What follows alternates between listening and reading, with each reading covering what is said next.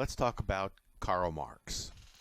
I hear parents all the time saying that they're worried about their kids coming to school and being exposed to the ideas of Karl Marx. But there's a lot more to Marx than the political revolutionary or the purported father of communism. There's also Marx the social scientist, there's Marx the sociologist, and we're going to spend most of our time talking about that guy. So your parents don't need to be worried. I mean, Marx is pretty seriously maligned in society, maybe one of the most maligned figures in Western civilization. I don't know, maybe Darwin is more maligned, maybe Freud is more maligned, but it seems to me that Marx, Darwin, and Freud are some sort of unholy trinity, where the secular world sees them as amazing thinkers, philosophers, and scientists, and the religious world sees them as the worst thing that ever happened to the world. But, whether or not you admire Marx or you can't stand Marx, in terms of his influence, he's probably one of the most influential humans that have ever lived. You have to go back, thousands of years to find somebody who's had more influence. You would compare Marx with someone like Jesus or someone like Muhammad in their influence. Without Karl Marx, there wouldn't have been the Soviet Union, and the entire second half of the 20th century was based on sort of dynamic between a superpower that ultimately traces its intellectual heritage back to Marx, and that is something that is really unique. So in terms of his influence, not whether or not you like his ideas, he's not someone that we can ignore. So we're going to look into Marx's ideas today, and we're going to talk a little bit about why Marx thinks the way he does and what kinds of things sociologists take from the writings of Karl Marx. Marx believes that something called the mode of production determines the nature of society. And the mode of production is how subsistence is accomplished. So in a hunting and gathering society, subsistence is accomplished through hunting and gathering. In an agricultural society, subsistence is accomplished by tilling the fields and raising livestock. So in a maritime society, subsistence is based on fishing. And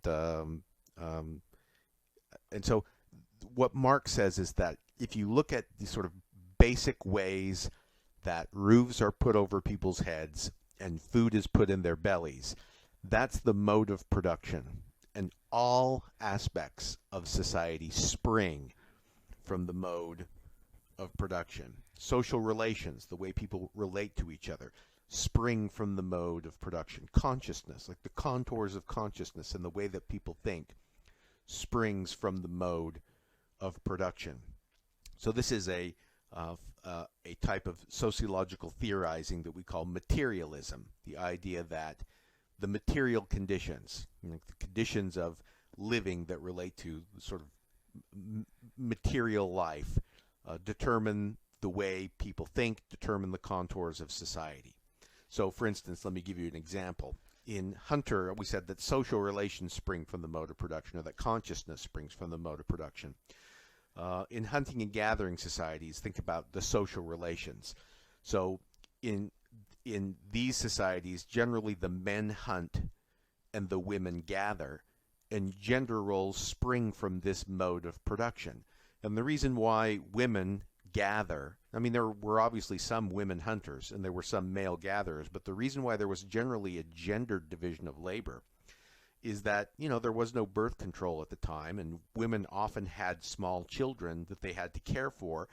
And so you can gather fruits and berries and legumes and grains and things like that while you're tending children or while you have children by your side, or those are things that children can participate in, whereas hunting requires running and throwing spear, that the children can't be along for that, particularly infants. For infants that were not weaned, obviously there was no baby formula, and so they had to be by their mothers. And so what Marx would say is that these social relations, the gender relations, the way men and women relate to each other, spring from the mode of production. It almost has to be that way.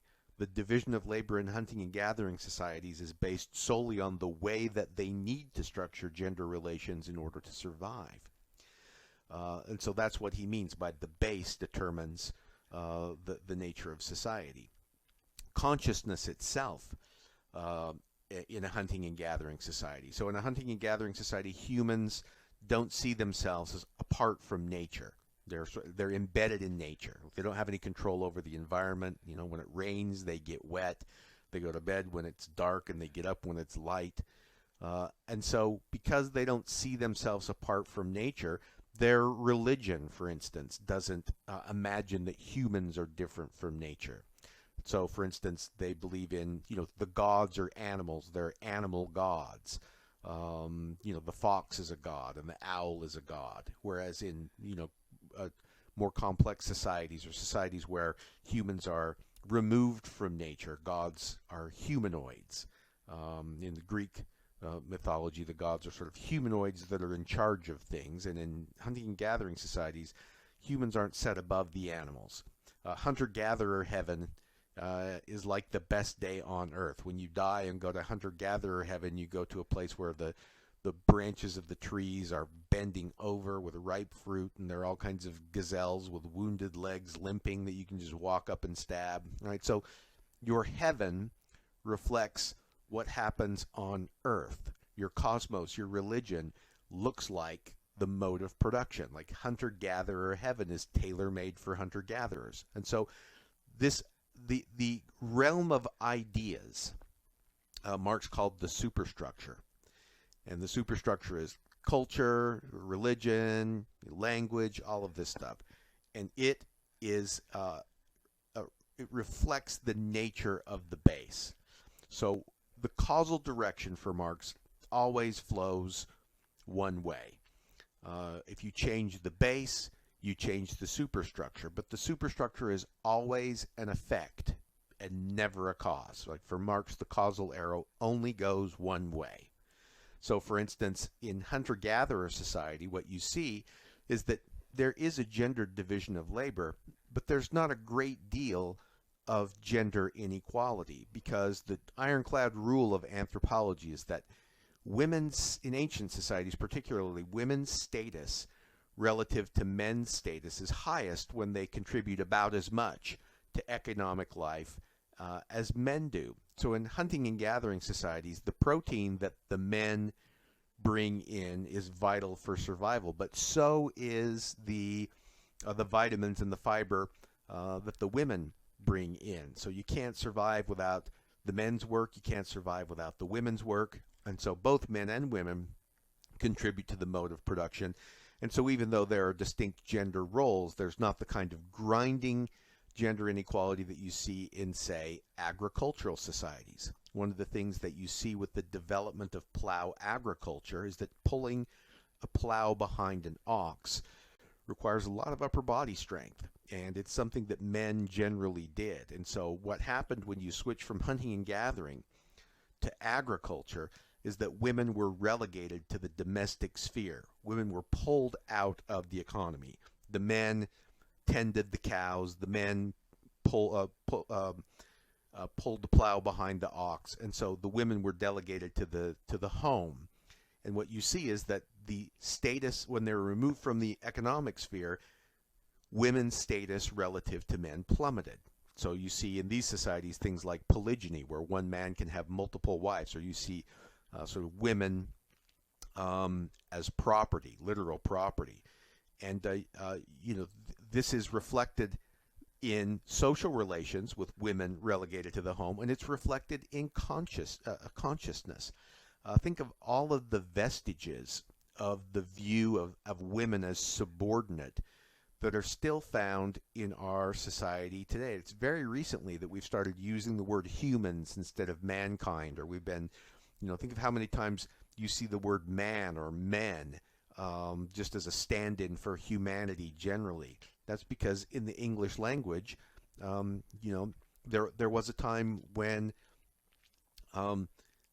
women had no role in public life, and so the only actors that were sort of doing things, that mattered in society were men. And so, of course, you just refer to mankind or congressmen or, and it has only been recently that that has become awkward and anachronistic and something that we have to do something about. Think about the vestiges of the view of women as property that are still found in our marriage rituals.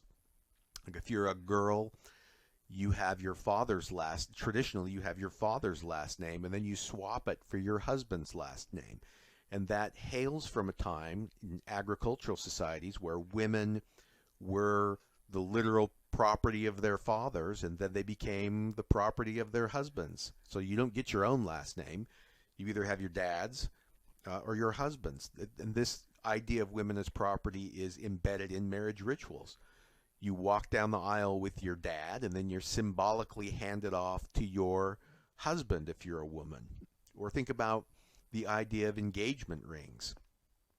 When a woman gets engaged, she puts on an engagement ring, and that ring essentially communicates to the world that she's off the market. Well, isn't he off the market too? How come he doesn't have an engagement ring? Why are there engagement rings for him or for her, but not for him? What does wearing white symbolize? So the idea of virginity, or the notion that your father has protected your virginity until you give it to your husband, that you're some sort of a product, if you're a woman, that is supposed to be new rather than used, right? So the white sort of symbolizes this. Now, all of these things I think they remain in our society today because they're ensconced in our religion, and religion changes slowly because it's, supposedly comes from God.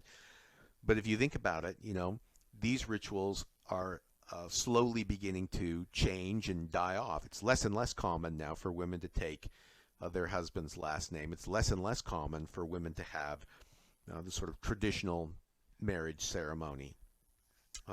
So this is the base in agricultural society is one where women are relegated to the domestic sphere, and so the superstructure is women have no status.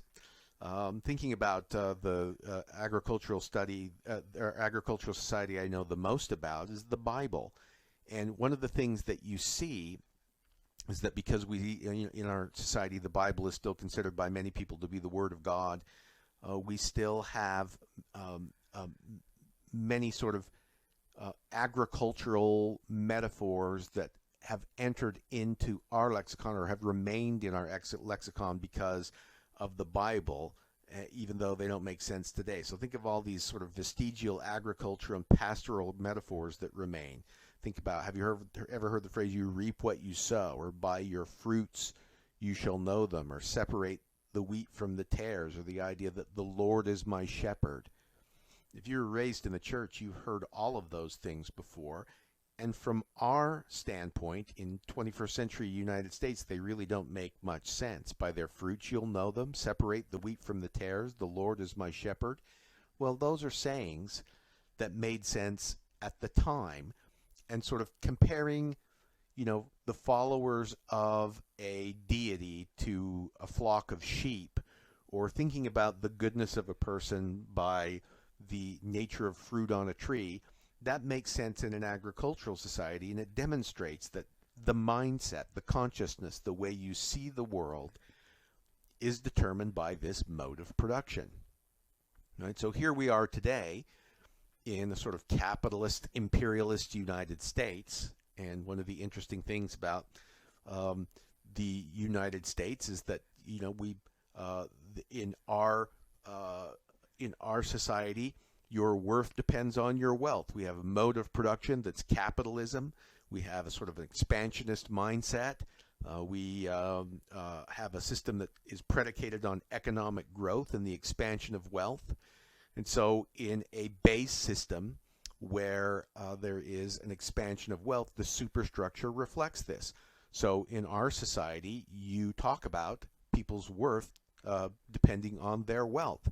We have symbols to show off our wealth, right? Designer clothing, and name brand handbags, and cars that rich people drive that are different than cars that poor people drive. Think about how people have houses that are in particular areas or that are huge, far bigger than they need.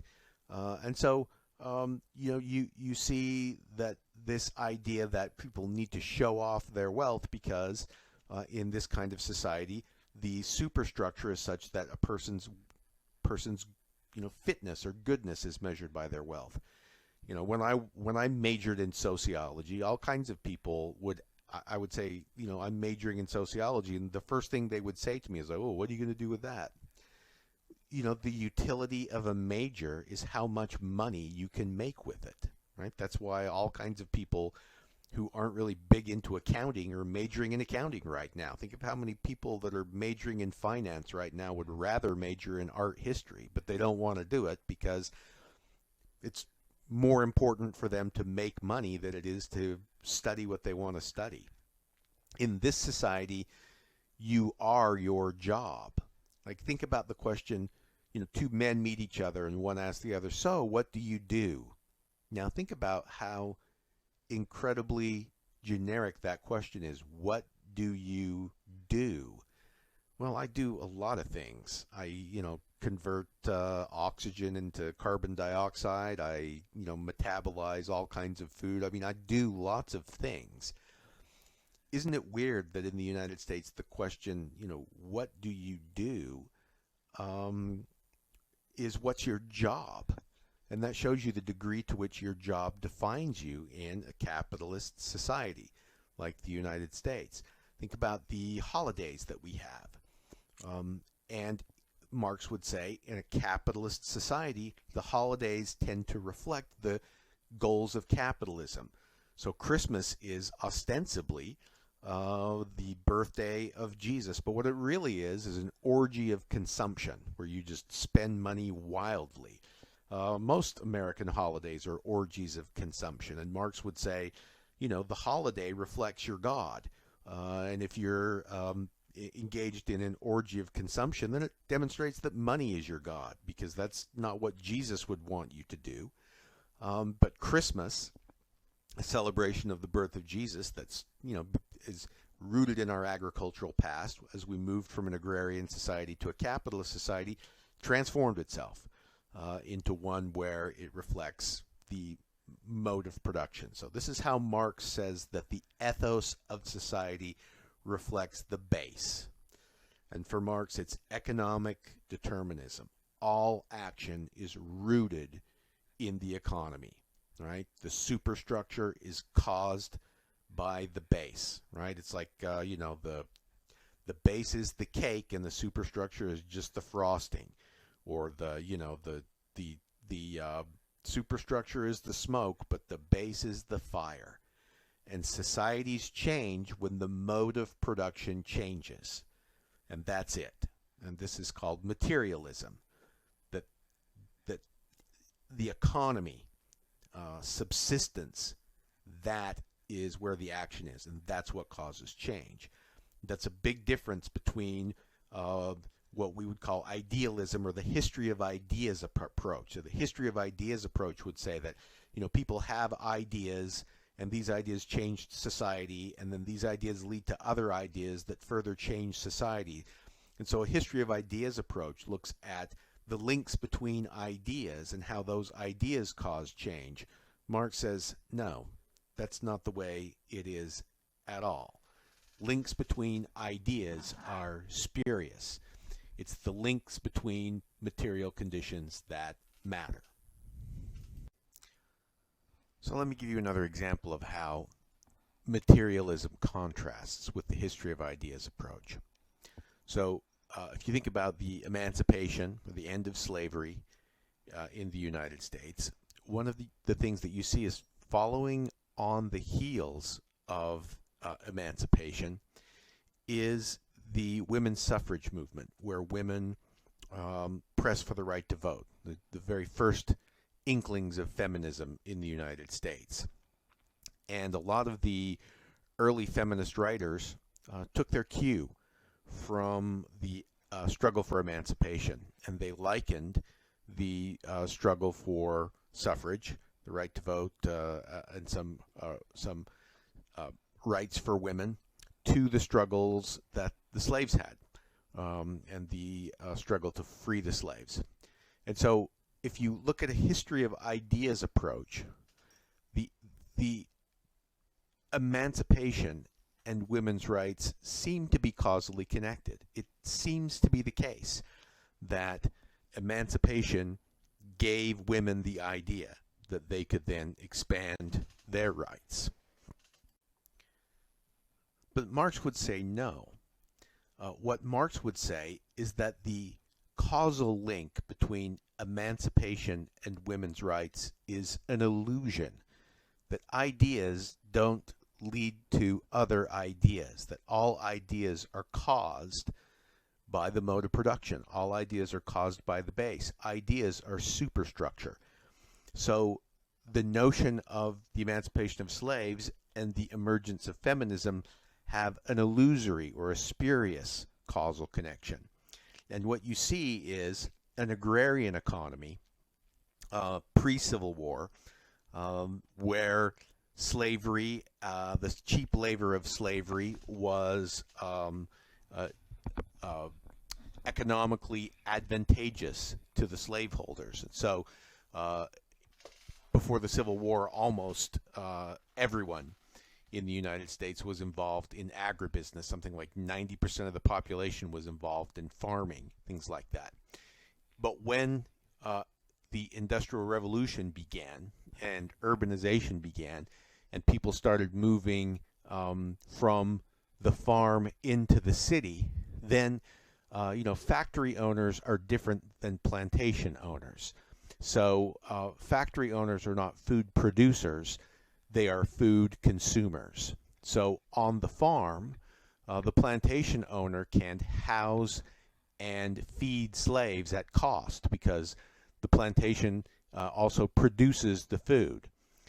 But in an industrial economy where people are in cities and working in factories, and the factory owners are food consumers, then housing and feeding slaves would be as costly as wage labor. And so slavery becomes anachronistic, or slavery becomes not viable economically. Now that's, a cynical way to look at it, because what you're basically saying is that, we didn't get enlightened about the morality of slavery.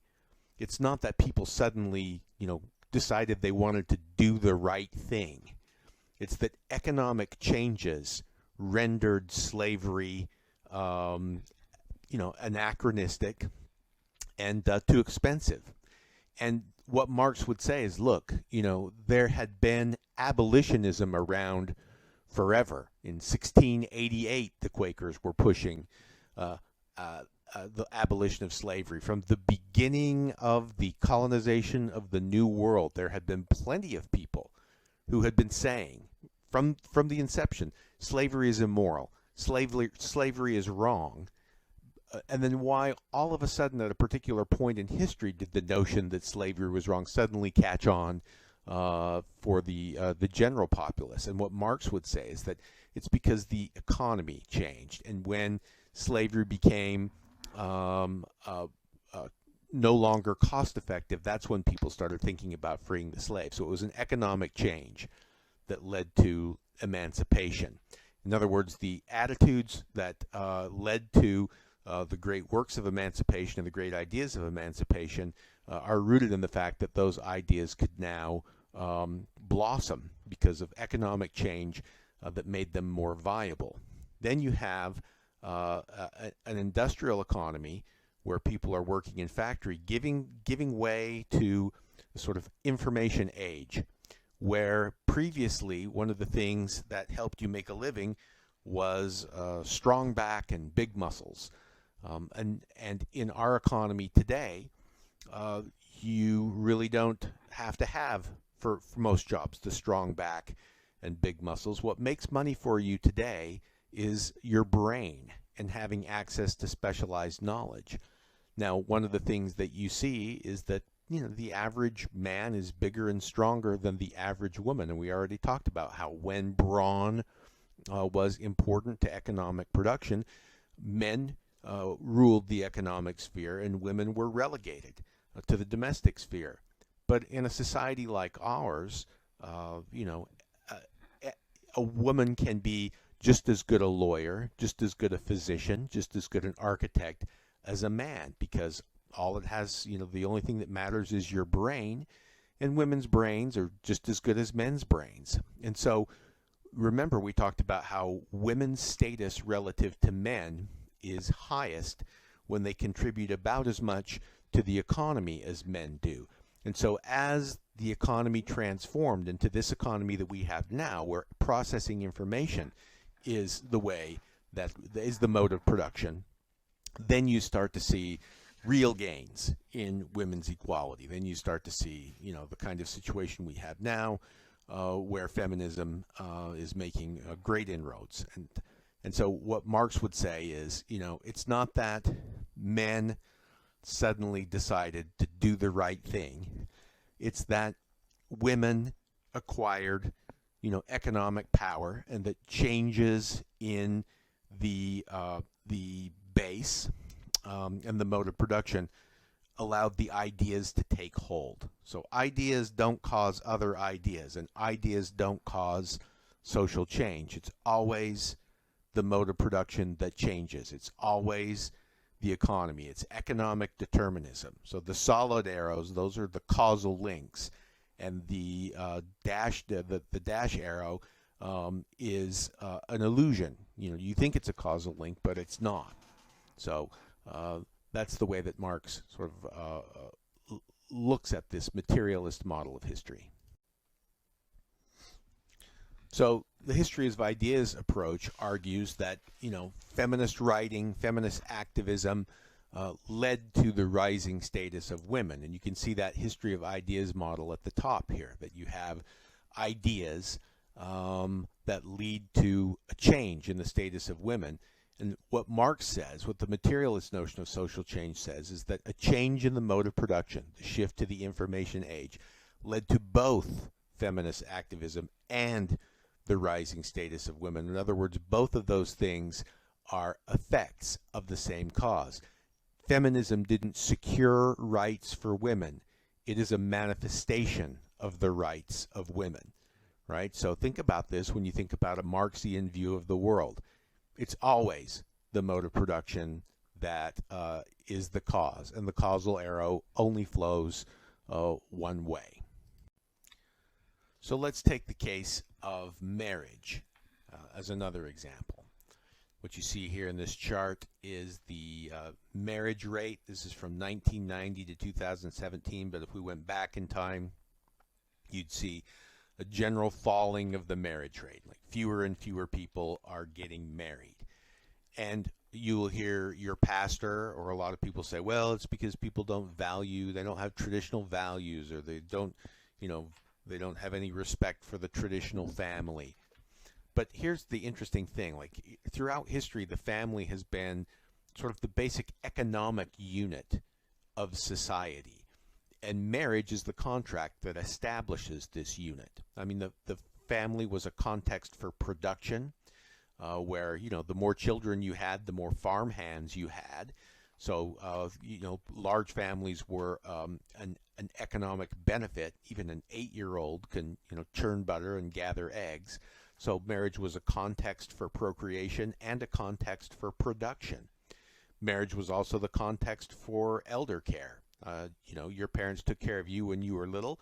You take care of your parents when they're old. And so in many respects, this was sort of society's, before, strong governments, this was sort of society's retirement plan. There's no social security.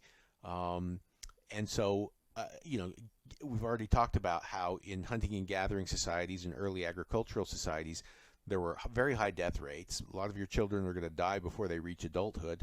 So if you want to be taken care of when you're old, you need a big family. And that's your social security plan. So the family is, within society, a self-contained unit that is both, provide social services, that a retirement plan, a production. And so you can see how children were an asset, and the way we took care of the elderly was in a way that we would take care of ourselves because one day we're going to be in that spot. Okay? Well, all of those things now have been outsourced to the state. Right? The government now educates children. We have schools that are essentially glorified daycare centers in many instances. And so marriage is no longer a context for education. Like, children are now an economic liability and not an asset. My children don't produce anything. They're a huge money suck. They cost a fortune. And so, having more of them makes less sense, because the more of them I have, the more concern I have to have about how I'm going to put them through college, or how I'm going to buy the shoes they want, or subsidize their extracurricular activities and things like that. Not only that, I don't have to have a whole bunch of children because I need to worry that half of them aren't going to live to adulthood. It's a pretty safe bet, if you have children in this society today, that they will live to adulthood. And so what you see is that the basic functions of marriage historically have eroded away as governments have gotten stronger and more powerful. Marriage used to be an institution that forged economic and political bonds. Right? For example, if I'm the chief of Tribe A and you're the chief of Tribe B, and we're worried about being invaded by Tribe C, why don't we have my son marry your daughter, and then we'll unify our tribes through a bond of marriage, and then we can have a political alliance against a potential enemy. Or think about an arranged marriage where your parents pick your husband or your wife for you. And in most societies, that's the way it is. The parents picked your spouse. And in many respects, your parents will do better than you at picking your spouse, because your parents, have a little bit of perspective. And so marriage was something that was not designed to fulfill you personally. It was a sort of contract with society. Now that's all marriage is. You pick the person that completes you. Marriage is not embedded in other social spheres. It's not political. It's not economic. It's based on romantic love. And not only that, we have things like a no-fault divorce, where if one person decides they don't want to be married, that's the end of the marriage. Moreover, because it's for personal fulfillment, the ceremony itself has lost its social significance. When I was in my teens and 20s, cohabiting was scandalous.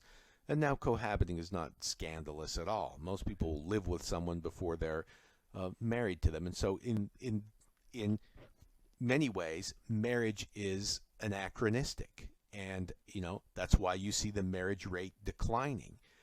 And it's in an environment where marriage as an institution is weakened and anachronistic because of societal change, economic change, that support for gay marriage began to emerge. Right? So you have, think about this. If marriage is if no longer a context for procreation, then you don't have to worry about why you would have people of the same sex getting married. If it wasn't a context for educating young people, if it's not a context for any kind of extra dyadic engagement, and marriage is purely for you finding someone who completes you, then there's no reason why, if a man completes me, I shouldn't be able to marry a man. So if you look at the history of ideas approach, again, on the top, Marx would say, it's not necessarily gay activists saying we want the right to marry, that led to marriage equality. Really what happens is you have a change in the mode of production that redefines the nature of marriage, and it redefines the nature of familial relationships. And when that happens, you have people who are able to express themselves individually as someone who loves someone of the same sex, and it leads to a situation where those people can marry. So, gay rights and marriage equality are both consequences of changes in the mode of production that break down sort of traditional family forms and give rise to new types of families. So Marx always says, follow the economy, look at economic changes, and these are the things that generally cause real social change. Now, Are most sociologists materialists? Do they believe in this idea that the mode of production determines the configuration of culture? No, they don't. In fact, sociologists who are most modern sociologists who are most closely aligned with Marx tend to be the least likely to say that they are materialists. They tend to gravitate towards other ideas from Marx, and the most materialists today in sociology tend to be more conservative science types and less sort of activist types. Uh, and so even the most hardcore materialists, I think, today in sociology would argue that the causal direction doesn't just flow one way. I mean, it may be the case that the base, the mode of production, has more causal power than the superstructure, but there is a feedback loop that it doesn't, that yes, it might be the case that the economy determines a lot, but once the ideas are in place, they can further determine the nature of the economy. So let me give you one example. So today in the United States, there are far more vegans and vegetarians than there were when I was a kid. And one of the things about modern society these days is that there's such a wide variety of foods that you can meet your nutritional needs without having to kill animals or be complicit in the killing of animals. And so for moral reasons, political reasons, there are many more vegetarians and vegans now than there used to be. And so that's the base, right? The nature of our variety of food determining the superstructure. People who are free now when they weren't in prehistory and other points of time in history to say, oh, I want to have a balanced diet that meets my nutritional needs without meat. That wasn't something that you could do in the Paleolithic. But what ends up happening is that as more and more people are convinced by this idea that they should forego meat, what happens is that they sort of feed back to the economy, where now you have food producers saying, well, look, there are all these people out there and they constitute a market. And so a lot of work was put into improving the quality of vegan and vegetarian foods, making fake cheese that had the feel and taste of cheese, making sausages that have the feel and taste of sausage, frankfurters that taste like hot dogs and seem like hot dogs. And so that's purely the idea that is promulgated, that we should not kill animals for our nutritional needs because it's not necessary, and then that feeds back into the economy where people are saying, let's add products in the supermarket. And so once those products are even more widely used, there will probably be more vegetarians and more vegans. And so what the materialist would say is there are probably going to be more vegans in the next generation than there are in this generation. And part of the reason for that is just that it's easier to be a vegan. If you believe, for instance, that it's not morally right to kill animals, or that it's not necessary to kill animals, and you want to forego animal products in your diet, very easy now. Not a problem at all.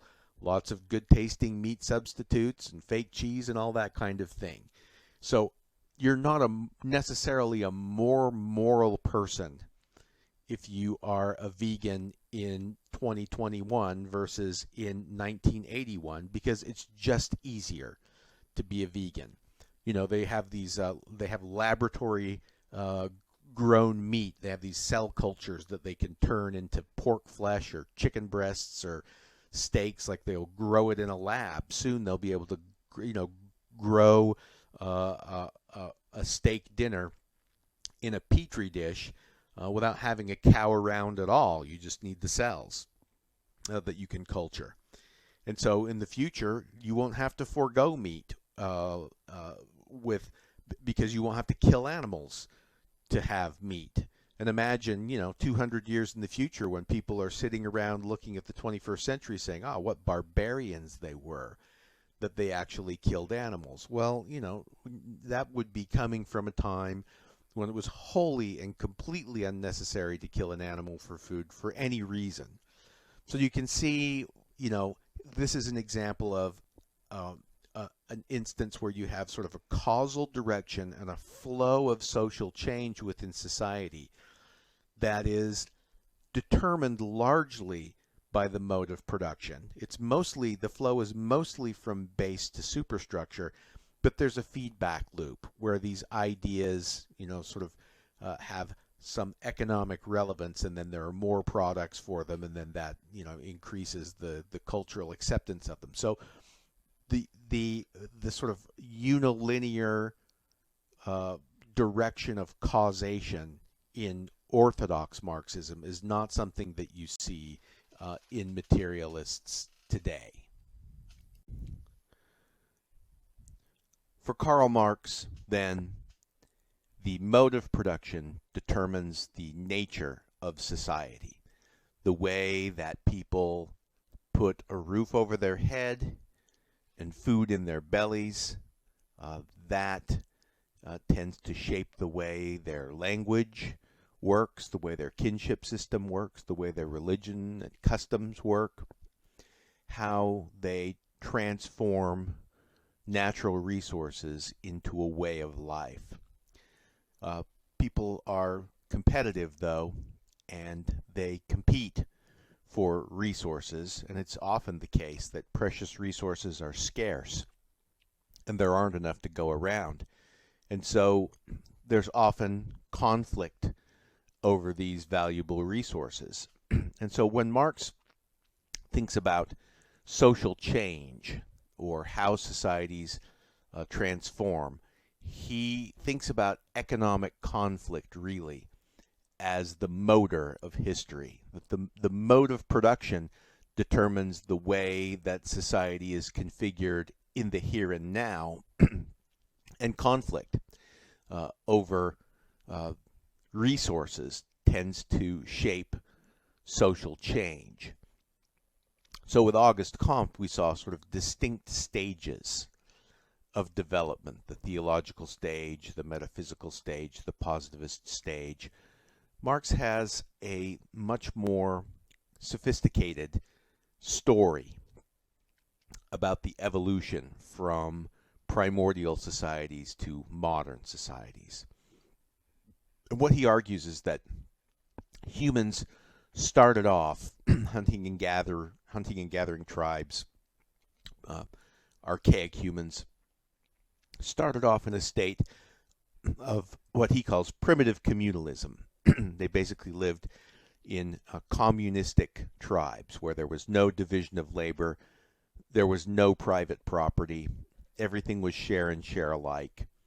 And he imagines the earliest human societies as sort of like, think about the Garden of Eden and what that would have been like. So primitive communalism sort of harkens back to the Garden of Eden, where, everyone's needs were met, and you have this sort of Edenic utopia or paradise. And so for Marx, human beings start off as pure and egalitarian. And this is very different than how Comte sees human nature. Remember, he believes that people in the theological stage are credulous and naive and superstitious. And he believes that people in their primordial state are beset with egoism that needs to be tamed through altruism, the imposition of altruism. That's not the way Marx sees it at all. He sees it the opposite way. He believes that people are essentially egalitarian by nature. And so the question for Marx then becomes, how do we get from primitive communalism to the kind of society that we have now? Or how do we get from primitive communalism to the Industrial Revolution and capitalism? And it's a complex story, and I'll try and break it down for you. But imagine a hunting and gathering band, we talked a lot about the nature of hunting and gathering bands. And in those bands, there's very little division of labor. The only real division of labor is that hunting is primarily a male activity and gathering is primarily a female activity. But imagine we're a band, and as a member of the band, I say, look at these great arrows that I make. Look how straight the shaft is. Look how sharp the point is. I'm the best arrow maker by far, but I am a lousy shot. And look at Og over there, who brings home game every night because he's such a great shot, but look at his crappy arrows. I wonder what would happen if instead of going out hunting, I just stayed behind and made arrows, and I supplied arrows to hunters like Og. In other words, like, what would happen if I was just an arrow maker? Because I'm the best at making arrows. And Og doesn't have to go out then with his crappy arrows. He goes out with my good arrows. What would happen? And so, obviously, what would happen is the best hunters now have the best arrows. We bring in more game for the band, right? And what Marx says is that this, for the first time, introduces a division of labor into the band, where now you have some distinct and different jobs. Like, I'm the arrow maker, Og is the hunter, and his, the other hunters. Suppose someone else says, I make great shoes. Look at these shoes. Like, my shoes allow me to traverse these rocky slopes. My shoes allow me to go places where the others can't go, even though I'm not such a great hunter. Like, what if I stayed back with the arrow maker and made shoes and outfitted these great hunters with great arrows, and now they'll have great shoes? We would be more productive with the same resource base.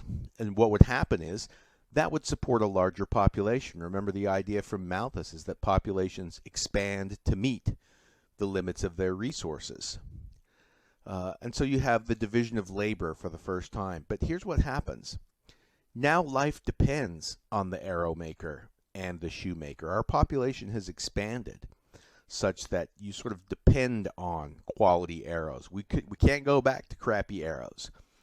And we depend on quality shoes. We can't go back to those crappy shoes. And so we have reliance then on specialized knowledge. Before, everybody in the band had the same job, so everybody pretty much knew everything. But now I have specialized arrow making knowledge, and someone else has specialized shoemaking knowledge, and the two of us have forgotten essentially how to hunt.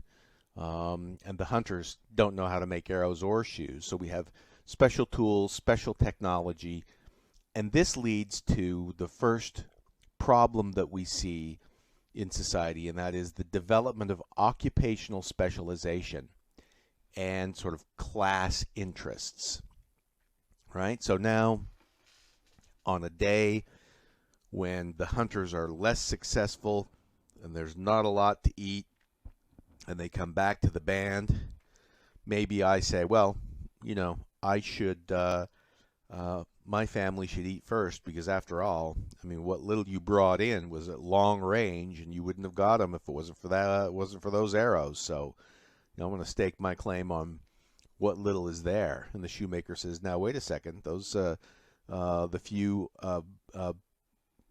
game animals that were brought in were high on a talus slope, a rocky slope, and they couldn't have gone there without my shoes. So I lay claim to some of that game. And so you see how class interests work against each other, and how you have conflict now over resources due to the division of labor. And also, it's necessary for me to pass on arrow making lore to the next generation. Like, and we sort of look at the young people in the band and see who has sort of arrow making aptitude, and who has hunting aptitude, and who has shoemaking aptitude. And so you have this development of class interests, and Marx says that is the first division of labor and class interests are the first two problems that sort of fracture the Edenic utopia of primitive communalism. In addition to the development of class interests, an interesting thing happens with the nature of our commodities. And so what Marx says is that in primitive communalism, all commodities were characterized by what Marx called a use value. And the use value is what a commodity is intrinsically good for. So what's the use value of a potato?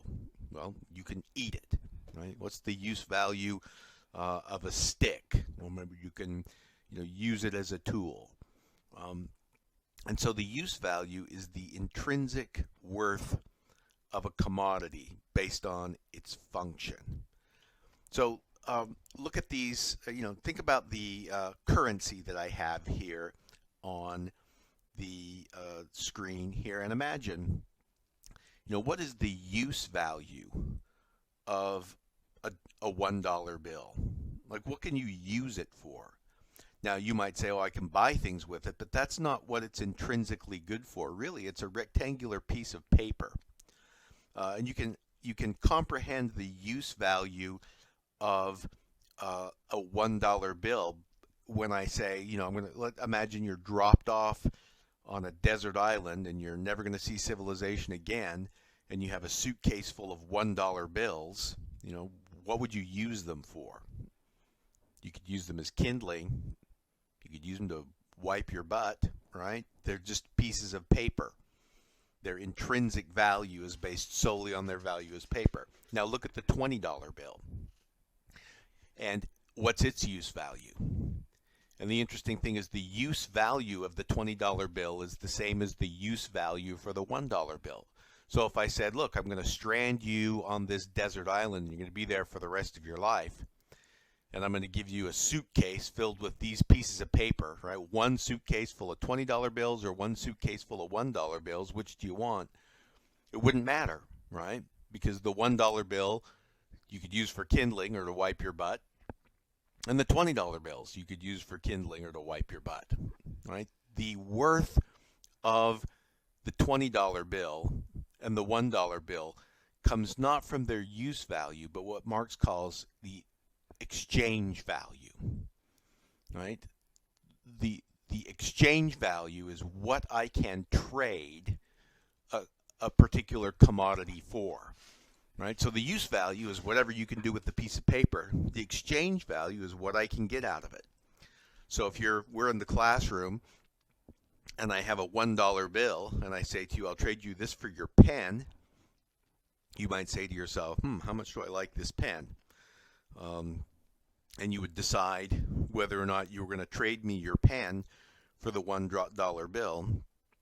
But if I said to you, I'll trade you the $20 bill for your pen, you'd hand your pen right over, because the exchange value of the 20 vastly exceeds the exchange value of the 1, even though their use value is exactly the same. And Marx says this sort of distorts the way we see commodities. So going back to our example of the hunting and gathering band, now we have an arrow, and now we have a shoe that is worth more than its intrinsic value. It can be exchanged for other commodities. I can exchange shoes for meat. I can exchange shoes for arrows. I can exchange arrows for meat, etc. So you have this shift from use value, which is the intrinsic worth of a commodity based on its function, to exchange value, a more sophisticated way of thinking about commodities, but really a way to sort of abstract yourself from the resources that you use. Now, what ends up happening is you have more specialized tools and more efficient hunting, and in time this leads to permanent dwellings.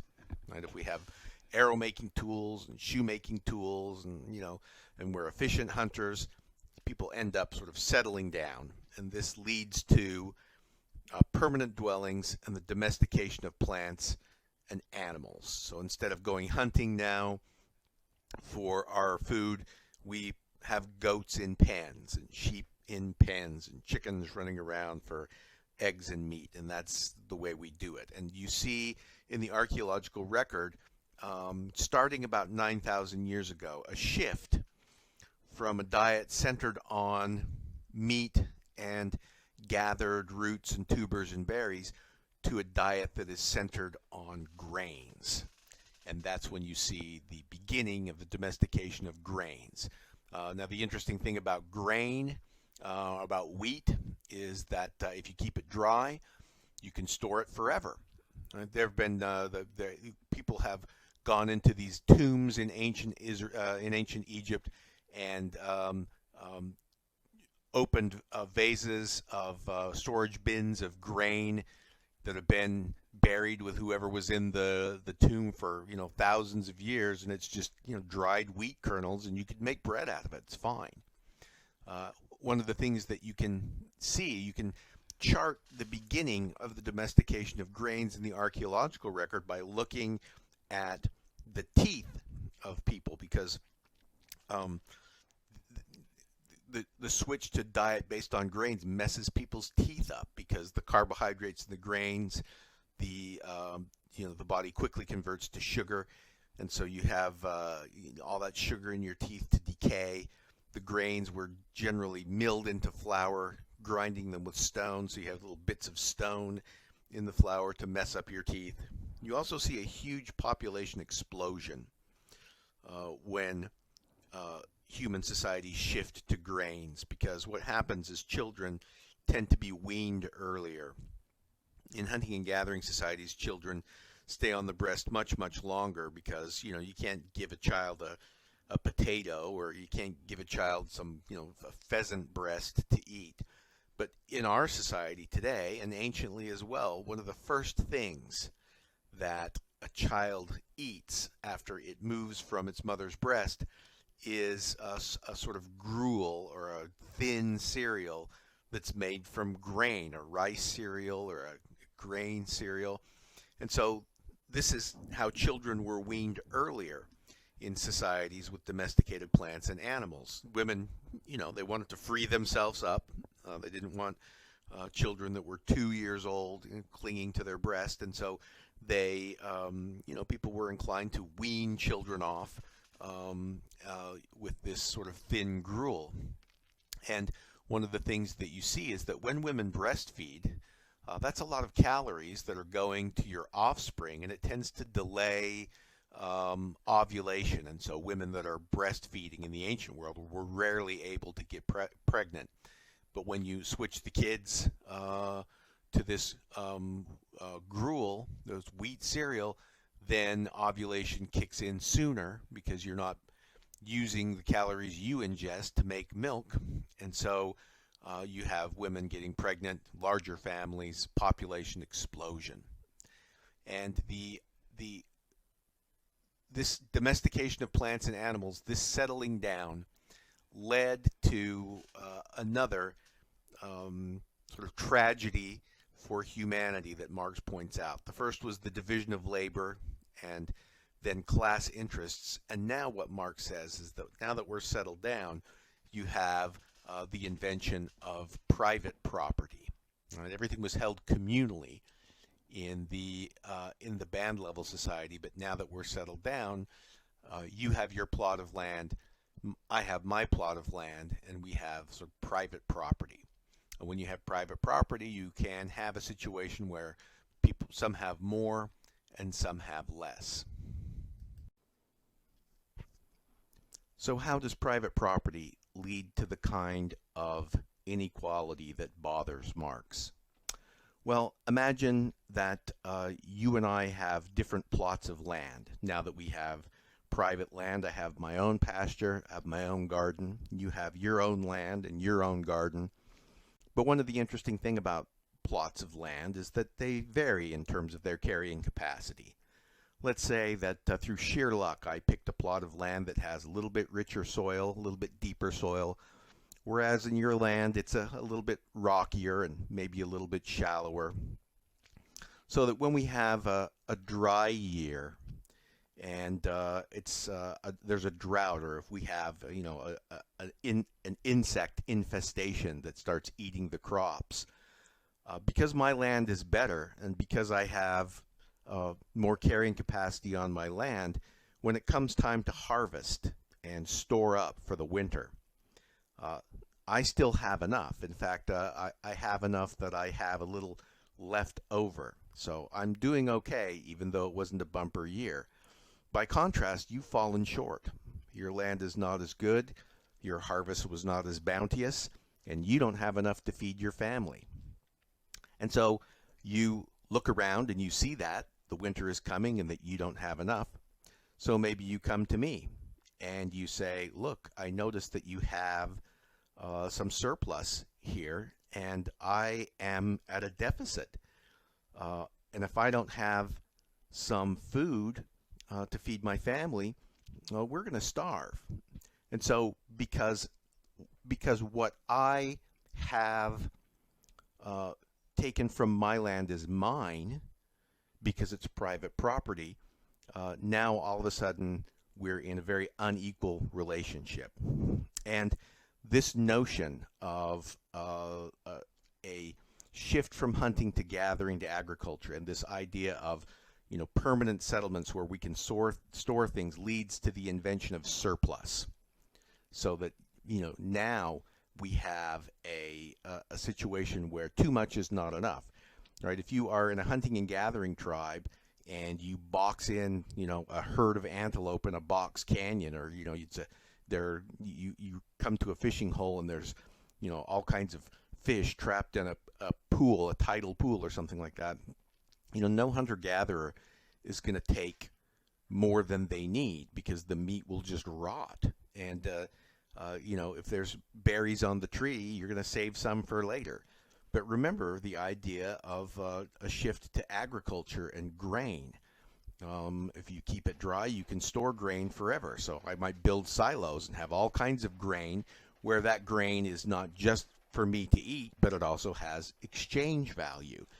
And if I have plenty of pasture, why won't I have bigger and bigger and bigger herds? Because if hunter-gatherers kill too many antelope, the meat just spoil. But if I have pasture for my herds just get bigger and bigger, and those constitute exchange value. So now I have surplus, you're at a deficit, and you ask me to give some of my private property to you. And of course, when things like this happen, it's a quid pro quo. So in year one, we start out with the same amount of land, but things start to change quickly. Suppose I say to you, oh, you want some of my surplus? You want some grain to tide you over the winter? You want me to give you some meat from my herds? That's fine, but it's going to cost you. And it's going to cost you, say, 33% of your land. So, you give me some land, because you don't have food. We can't trade food for food, but you give me some of your land, and I'll see you through the winter. And so I say, give me 33% of your land. And the interesting thing about that is that you're in really no position to bargain. So you give me a piece of your land. And let's say that the drought persists, or the pestilence persists for another year. Now at the end of year two, you're in an even worse situation than you were before. If you thought you were going to starve last year, this year you're in deep, deep trouble. Meanwhile, even though your land doesn't produce as much as mine, it still produces some, and so my surplus is even bigger. I have more than last year, you have less. And you come to me again and say, Rick, I'm going to starve. My family's going to starve. I need you to help me out again.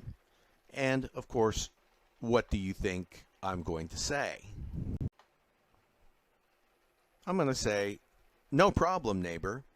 My silos are full.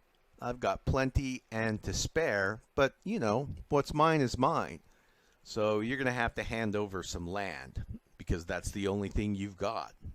So then I take, half of your remaining land. Now, you can see what's coming, right? At the end of year three, Your little strip of land hasn't even come close to producing enough food to feed you, and I am sitting on massive surplus, more than enough. And so the same thing happens. You say, well, you know, I don't have enough to eat, and I say, well, hand me over the rest of your land so that you have no land anymore, and I will see you through the winter. So you still have a family to feed, but you have no land. You have no private property. And this leads to a system that's called feudalism. Like if you say to me, Rick, my family's going to starve and we have no land to give, then the typical response is, well, fine, you just work for me. So you work my land for me while I sit in, the fort or the castle and just reap all the benefits. Like all of the grain that you farm, all the vegetables you produce, all the herds you tend, all those animals and all that food is mine, and all you get is subsistence. That's it. You just get enough to keep you alive, and it's in my interest to give you enough to keep you alive because you're my laborer. And this is a system that's called feudalism, where there is land-owning gentry that own all the land and never have to raise a finger of their hand, while landless serfs work the land for them. And the thing that's tragic about this is because it's private. The land is private property, and if I'm the feudal lord, I own the land. And because I own the land, I can do with it what I please. So when I die, guess who I give the land to? Like my children. And if you're living on my land and working, what happens to your children? Like they work for my children. And that's how you have a intergenerational inequality, where you have a landed gentry that persists for generation after generation, and you have landless serfs that persist for generation after generation, and there really is no mobility at all. If you're born a serf, how do you break out of serfdom? You can't. If you're born landed gentry, it's impossible for you to lose your land unless you're completely stupid.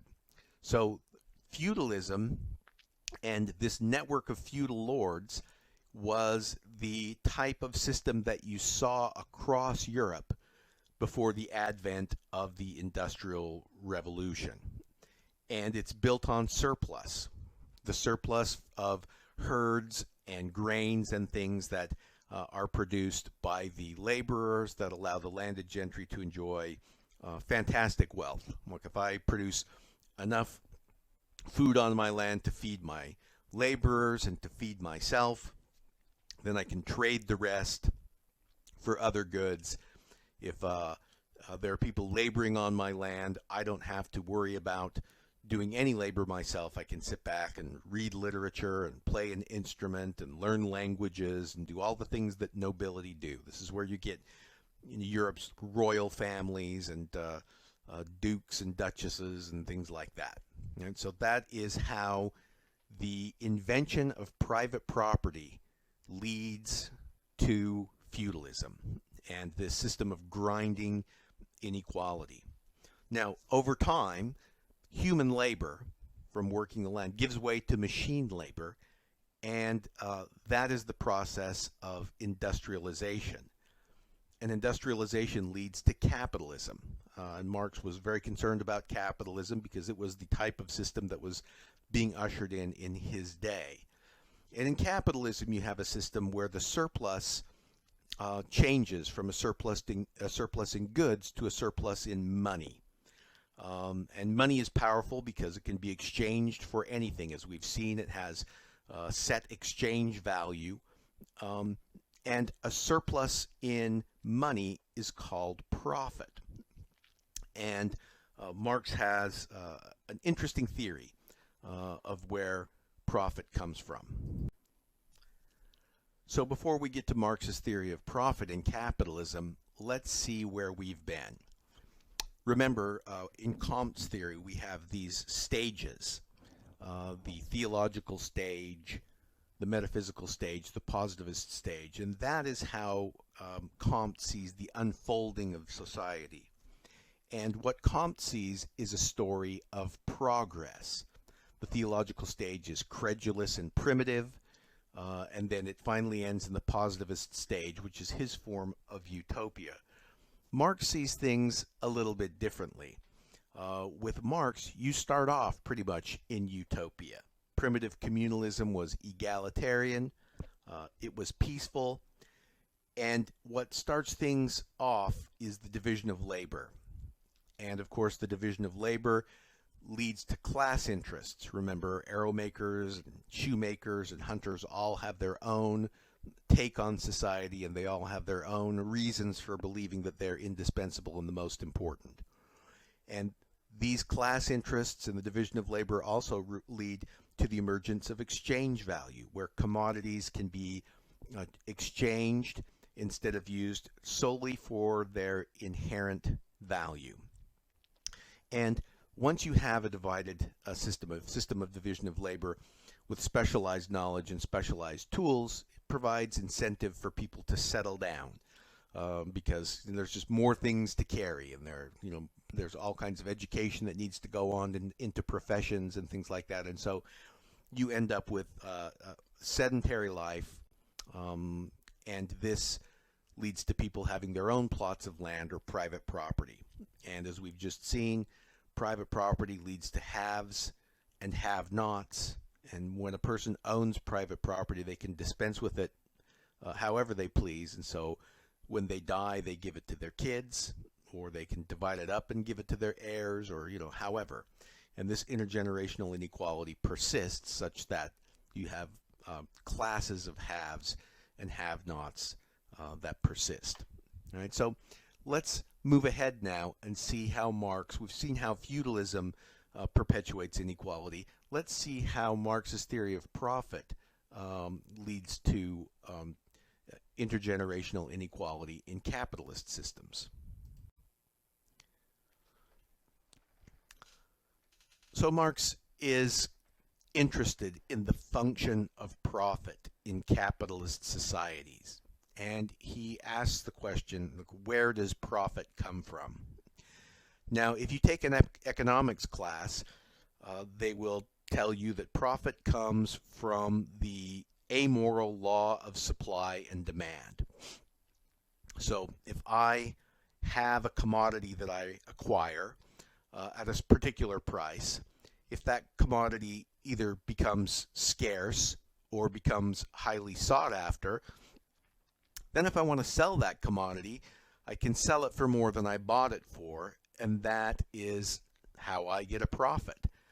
It's supply and demand. Or, I could put money in the bank. If I put a large sum of money in the bank, I don't have to do anything. I could just sit there and it will make more money. I mean, how is it that the bank will pay me to give them money? Well, the bank invests that money, and it has financiers and economists who think they know which commodities in the future will be scarce or sought after, and they think they know things that they can buy at a low price that they can sell at a high price. Right? So supply and demand, that is where profit comes from according to modern economics. But that's not Marx's theory of profit. He has a different theory of profit, and I think you'll find it kind of interesting. So what Marx does is he oversimplifies society and argues, just as in feudalism, there are really only two classes in capitalism. Right? In feudalism, there were the landowning gentry and the serfs. In capitalism, in an industrial economy that uses factories, you have people who either own the means of production or people who don't own the means of production and can only sell their labor. So the people who own the means of production, the people who own the factories, that own the businesses, Marx calls those the bourgeoisie. I'm sure you've heard that term before.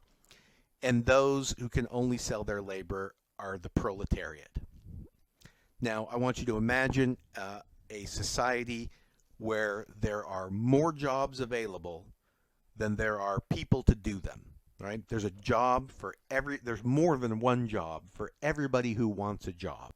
Right? We're at full employment plus, where there's a surplus of jobs and a shortage of people. Okay? And now let's imagine that we work in a factory, or there's a factory that makes a fictional product, widgets. You can see it there on the left. The widget is, before it became known as a little applet that sits on your screen on an Android phone, widgets were a fictional product that were used as an example in economics. So let's say we make these widgets, and let's say that I'm the factory owner, and if I want to buy in bulk, if I want to get the materials to make these widgets, if I search for the best deal I can possibly get, the materials that go into making a widget is going to cost $20. And now let's imagine that the labor to build a widget is worth $20. In other words, imagine again our idea of full employment, where there are more jobs than there are people to take them. Nobody will work in the widget factory making a widget for less than $20 a piece. So if the materials cost me $20 and no one will work for less than $20 per widget, what's my profit? Well, of course, my profit is zero. I own the means of production, but profit is zero. So what Marx argues is that the way that the capitalist ensures that there is going to be a profit is to make sure that there are more people who want jobs than there are jobs, right? So there's going to be a surplus not of jobs, but a surplus of people. There's going to be a shortage not of people, but a shortage of jobs. So not everyone can have a job. And once you have a surplus of people and a shortage of jobs, something interesting happens. Right now, suppose I say to you, my employees at the widget factory, you know what, I realize your labor is worth 20, but I'm going to only pay you 19. And you say, wait a second, that's not fair. That labor is clearly worth 20. But now we're in an environment where there are more people than there are jobs. I can say, tough beans. If you don't like it, there's the door. Like, I own the means of production. The factory owners own the means of production. They control the supply of employment. So if you don't want the job, there's the door. And so what happens is people will submit and say, okay, yes, I'll work for 19, even though my labor is worth 20. And then I make a profit. Doing nothing, just owning the factory, I make a profit. And this is where Marx says profit comes from, right? The economists say that profit comes from the law of supply and demand. Marx says that profits come from paying laborers less than what they're worth. The more surplus labor, the cheaper I can pay my laborers, because there's nothing they can do about it. There's no place they can go. And the more profit that I make. And that is why the capitalist always wants surplus labor. So if you think about the immigration system in the United States, before the election of Trump in 2016, the Republican Party was quite split on the issue of immigration. The sort of country club Republicans that are represented by people like Mitt Romney when he ran for president in 2012 don't really have a problem with immigration, and really turned a blind eye to illegal immigration at the southern border, because cheap labor and a constant influx of labor drives wages down, and the lower wages are, the better it is for the capitalist. So they tended to be fairly lenient on immigration. Now, they didn't want to do anything for illegal immigrants. They didn't want to give them health care. They didn't want to give them any of the protections of citizenry. They were just happy to have a surplus pool of labor to bring wages down. And so they they were not into things like building a wall on the southern border. Now, the Trump wing of the party is a more populist wing and represents, the kind of laborers that are getting screwed by the capitalists. And so you sort of see an intense concern about the border and worries about employees, stealing our jobs or whatever. And so you see the party sort of split on that. Marx himself was very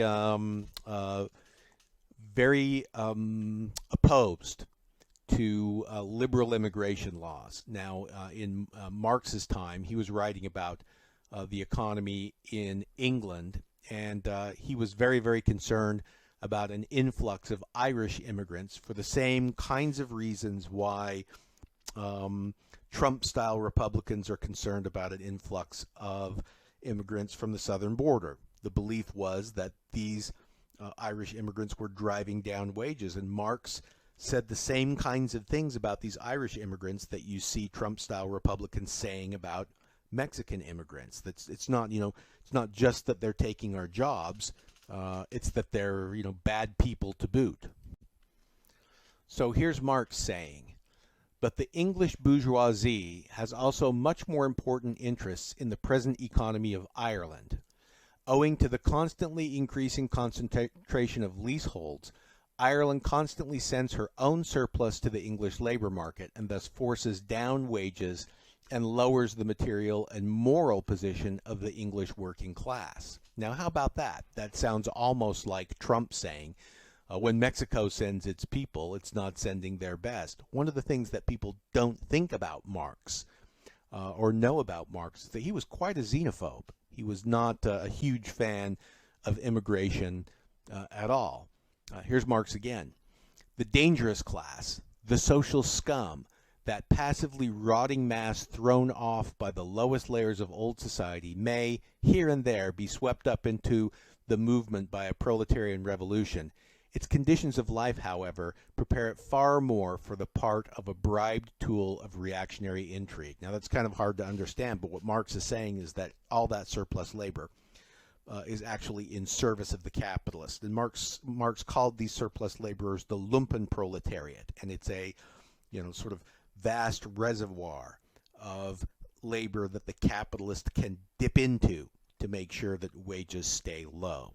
So, the Marxist project of making sure everybody gets paid what they're worth depends on more jobs than there are people to take them. And so he was not a huge fan of immigration in his day. And one of the things that you see is that some politicians who are on the left, who are of a Marxist bent, tend to have a fairly reserved idea about immigration. So this is Ezra Klein, who is a journalist at Vox, and he's interviewing Bernie Sanders about immigration policy. And Klein brings up the idea of open borders. The idea, it's a libertarian idea, the notion that people should be free to move back and forth. Law-abiding people should be able to move back and forth between political borders for whatever reason, however they see fit, for work, for instance.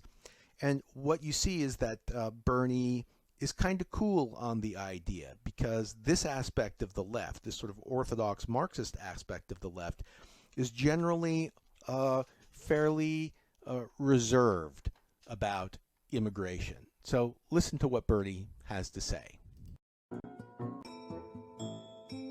Something that is in what you said about being a democratic socialist is a more international view. But I think if you take global poverty that seriously, it leads you to conclusions that in the US are considered out of political bounds. Things like sharply raising the level of immigration we permit, even up to a level of open borders, about sharply increasing open the borders. amount of foreign aid. Open No, borders. That's a Koch brothers proposal. The Really? idea, of course. I mean, that's a right-wing proposal which says essentially there is no United States. But it would make a lot of the global poor richer, wouldn't it? And it'd make everybody in America poor. Then you're doing away with the concept of a nation state. And I don't think there's any country in the world which believes in that. If you believe in a nation state, or in a country called the United States, or UK, or Denmark, or any other country, you have an obligation, in my view, to do everything we can to help poor people. What right-wing people in this country would love is an open border policy. Bring in all kinds of people who work for $2 or $3 an hour. That would be great for them. I don't believe in that. I think we have to raise wages in this country. I think we have to do everything that we can to create the millions of jobs. You know what youth unemployment in the United States of America today? If you're white, a white kid, high school graduate, 33%, a Hispanic, 36%, African American, 51%. You think we should open the borders and bring in a lot of low-wage workers? Or do you think maybe we should try to get jobs for those kids? So I think from a moral responsibility, we've got to work with the rest of the industrialized world to address the problems of international poverty, but you don't do that by making people in this country even poorer. So here's the way that this sort of plays out in the real world. What ends up happening is the surplus labor means that I get to keep my profits and I can invest those profits. And this graph here shows the CEO to worker compensation ratio. In other words, if you take what the average worker makes in companies and compare it to what the CEO makes of the company, up until about the 1990s, the ratio was about 20 to 1. So each CEO made about 20 times what the average worker made. And then suddenly throughout the 90s, you just see this huge explosion where today CEOs make, almost 300 times, more than 10 times increase.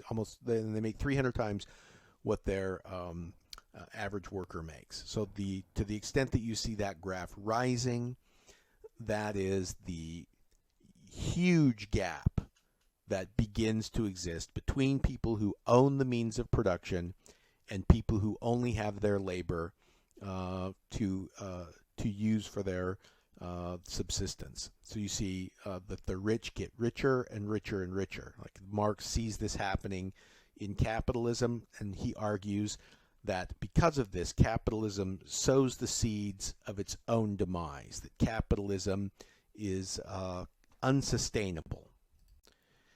And the reason why capitalism is unsustainable is because when wealth is concentrated at the top, right, when you have this massive widening gap between the haves and the have-nots, and the rich keep getting richer and richer and richer, and the poor keep getting poorer and poorer, pretty soon the products that the capitalists make don't have any buyers.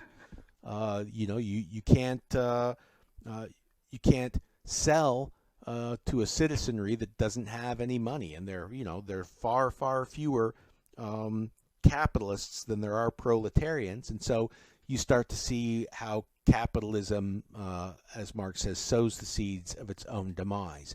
Another reason why you see an accelerating trend towards capitalism sowing the seeds of its own demise, as Marxists say, is that, look at this graph here, and what you see is a graph of compensation graphed against worker productivity. And what you see is that productivity and compensation rose together in post-war America right up until you get about to the 1980s. And then you see worker productivity soaring and hourly compensation stalling. Now, why would that be?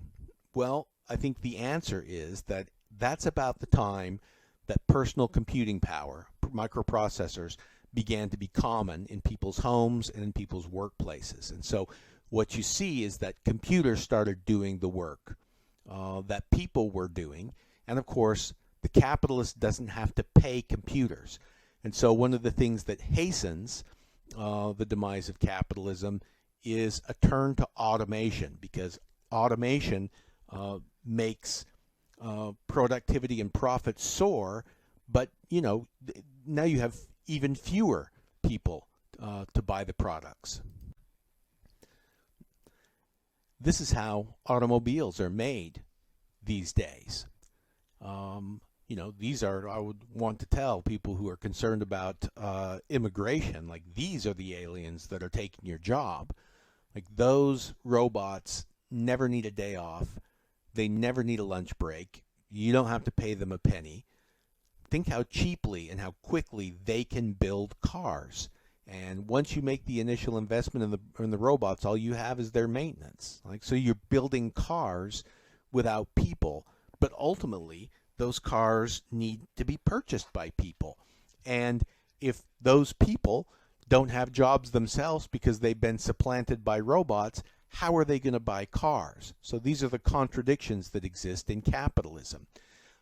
In this, I want to show you a short video of a machine that picks carrots. And when you watch it, you'll say, well, this thing is cool.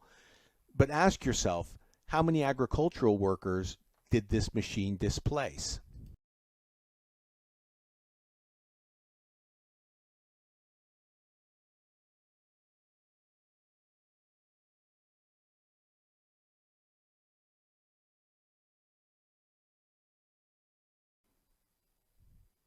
So Marx argues that eventually what will happen is that the proletariat will reach a breaking point, and they will organize and they will overthrow the capitalist system. And when the capitalist system is overthrown, then people will revert to their nature. And what's their nature?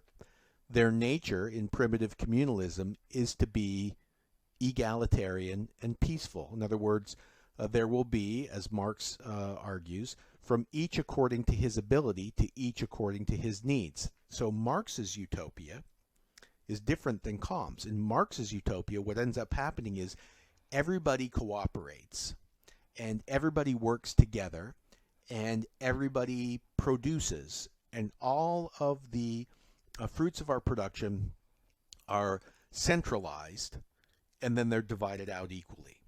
Right? So from each according to his abilities means you work to the best of your ability and you get back according to what you need. So everything's sort of share and share alike. And of course, this is a system of communism. And the Marxist system, the Marxist utopia, is very different from Comte's utopia. In Comte's utopia, you have these sort of philosopher kings that serve as benevolent dictators that do what's best for everybody. In Marx's system, the sort of people take power and they implement a socialist system, communist system sort of on their own. And Marx considers this to be utopia, a utopia where everything is lumped in together and then divided out equally. Now, look, there are lots of criticisms of this. There are plenty of criticisms of this. And one is that, many political scientists, economists will say, there is no communalist nature. Like, hunting and gathering bands, to the extent that they were egalitarian, it's because they were kin-based bands. There's never been a society where people want to share and share alike with strangers, or there's never been the kind of communalist society that is scaled up into huge societies. And so, that you have a situation where people are not going to be content to labor as hard as they can and then have their work divvied up equally to everybody in society, because it introduces something called a free rider problem, right? If I know that everything is going to be divided up equally in the end, then I have a strong incentive to work as little as I can, because work is unpleasant, and it doesn't matter how hard I work. If everything gets divided up equally, then I earn a personal profit. I do better if I work less. And so what will happen, according to many of these critics, is that people will do the bare minimum, and they'll do as little as possible, because they know that if they work hard, they get an equal share, and if they slack, they get an equal share. And so many psychologists, economists say, look, this is just, this works on paper, but it's just not going to work in real life. Forget about it working. Another critic of Marx is a guy named Robert Michel, and he argued for something that he calls the iron law of oligarchy. And what he says is that, when you look around the world and you look through history, you generally see that, a few ruling the many is just the way it is. And he called this the iron law of oligarchy, that regardless of how you set things up, eventually you'll reach a place where there are a few powerful elites rule the masses. So if you look at a communist society or attempts at communist society, like say the Soviet Union, the idea was to implement Marx's ideas, but very, very quickly what ended up happening is that members of the party got perks that the average citizen didn't get. And within the party, the members of the Politburo got perks that other people didn't get. And so what ended up happening is that even though they're trying to implement Marx's idea of a communist utopia, it devolved into haves and have-nots. North Korea trying to implement some of the same kinds of ideas, and it rapidly devolves into fascism. Other critics of Marxism say, look, some jobs in society are simply worth more to society than others. Right? If a neurosurgeon got paid the same as a Walmart greeter, why would anybody bother to go to medical school and go through all of the residency and all the torture that you have to go through to be a neurosurgeon? Like, the best job that I've ever had in my life was the night watchman at the Motel 6. I showed up at the Motel 6 at 11 o'clock, and I sat at the front desk till 7 in the morning and checked the occasional person that came in. And so, in Marx's system, that job would pay the same as a cardiologist or an oncologist. And so the idea is that, objectively, some people are in jobs that are more essential to society than others, and it's farcical that they're all going to be paid the same. Another critique of Marxism is sort of the neoliberal critique of Marxism, and that is that capitalism doesn't have to be thrown. Yes, capitalism is exploitative by nature, but it doesn't have to be thrown out. Lots of sociologists talk about nations like Denmark, Sweden, and Norway. These are free market capitalist states, but capitalism in those countries is more extensively regulated than it is in the United States. So the idea is that you can have labor protections and benefits to the citizenry that are subsidized by the bourgeoisie that make capitalism less exploitative and more tolerable for society. And of course, people will say, look, capitalism may be exploitative, but things were not great before capitalism. If you think capitalism sucks, you should try the agricultural societies that came before capitalism. The other thing is that people will say, well, look, capitalism is a force for good in society, partly because even though the rich got richer faster, everybody essentially got, everybody's lives improved with the Industrial Revolution and the advent of capitalism.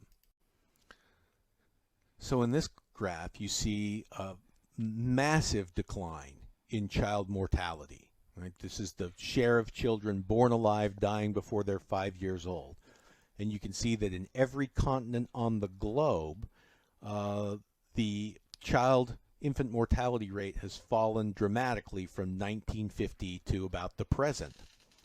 And what capitalists would say, or neoliberals would say, is, explain to me why those rates were dropping like flies. Like, this is not the result of a communist revolution that brought you these gains in child mortality.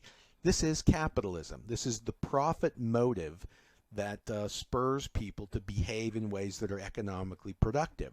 So what you see is that the infant mortality rate fell in Africa as Africa industrialized. The infant mortality rate fell in Asia as Asia industrialized. That it is the emergence of free market capitalist economies that have improved the quality of people's life, that have caused children that would have otherwise died to survive into adulthood. You see the same thing with life expectancy. world life expectancy has increased dramatically from 52.6 years in 1960 to 69.4 years. This graph just goes to 2009, but it's been steadily improving, and it's been improving all over the world. And again, the capitalist would say that's not because of the implementation of some sort of communist utopia. This was brought to you by capitalism. Think about the great things, they would say, that are brought to you by capitalism. You know, your smartphone was not developed under communism. Your massive TV was not developed under communism. All of these devices that amuse us, that we take pleasure in, that we want to purchase, these are all produced in a climate of competition and a climate in profit seeking, and a climate where people can expect to keep the profits that they invest. So a lot of the critics of capitalism simply say that despite the exploitation that you see in capitalism, maybe it's the worst system, economic system you can think of, except for all the others, right? That it's, despite the exploitation that you see, it has improved lives relative to other economic systems. The case of India is instructive. Life expectancy and the quality of life in India increased dramatically when India embraced a free market economy. A final critique of Marxism comes from an unlikely place, and that is the archaeologists. And what the archaeologists say is that this idea of primitive communalism is just flatly false.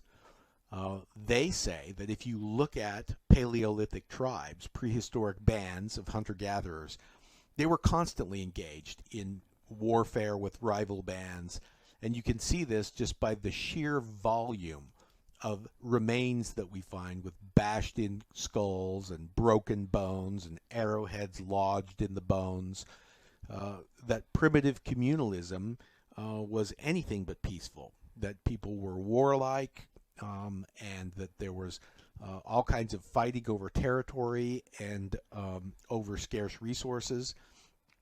And so to the extent that Marx's theory is predicated on the existence of this primitive communalism, that we can somehow get back to the essence of that while keeping our technology, well, the primitive communalism never existed.